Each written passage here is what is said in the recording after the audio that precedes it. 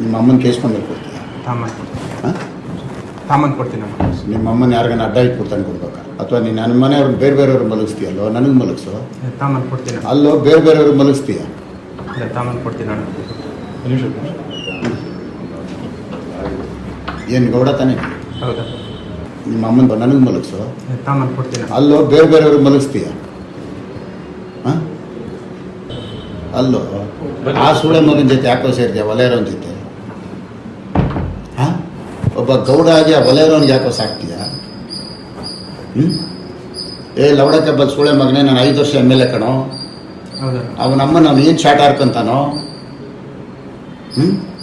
ಅಲಾಮ್ಕೋರ್ ನನ್ನ ಮಗನೇ, ನಿನ್ನ ಅಮ್ಮ ನೀನು ಹೆಂಗಿಲ್ದಂಗೆ ಮಾಡಕ್ಕೆ ಕೊಡ್ತೀನಲ್ಲೋ. ಬಿಡ್ತೀನೇನೋ ನೀನು ಅಷ್ಟು ಸುಲಭವಾಗಿ. ಇದಲ್ಲದಿದ್ರೆ ಇಂಥದ್ದು 100ರಲ್ಲಿ ನಿನ್ನ ಕತೆ ಮುಗಿಸ್ತೀನಿ ಕಣೋ. ಅವನಮ್ಮನ ಒಲೆಯ ಸೂಳೆ ಮಗನ ಕೇಳಿ ಏನಾಗುತ್ತೋ. 5 ವರ್ಷ ನಾನು ಶಾಟ ಕೇಳೋಕ್ಕಾಗತ್ತೇನೋ. ನಿನ್ನ ಅಮ್ಮನ ಯಾಕೋ ತಪ್ಪಿಸ್ಕೊಂಡು ಸುತ್ತೀಯ ಸೂಳೆ ಮಗನೇ. ನಿಮ್ಮ ಅಮ್ಮನ ಯಾಕೆ ಏನು ಮಾತಾಡಿ ಅದನ್ನು ತಂದುಕೊಡು.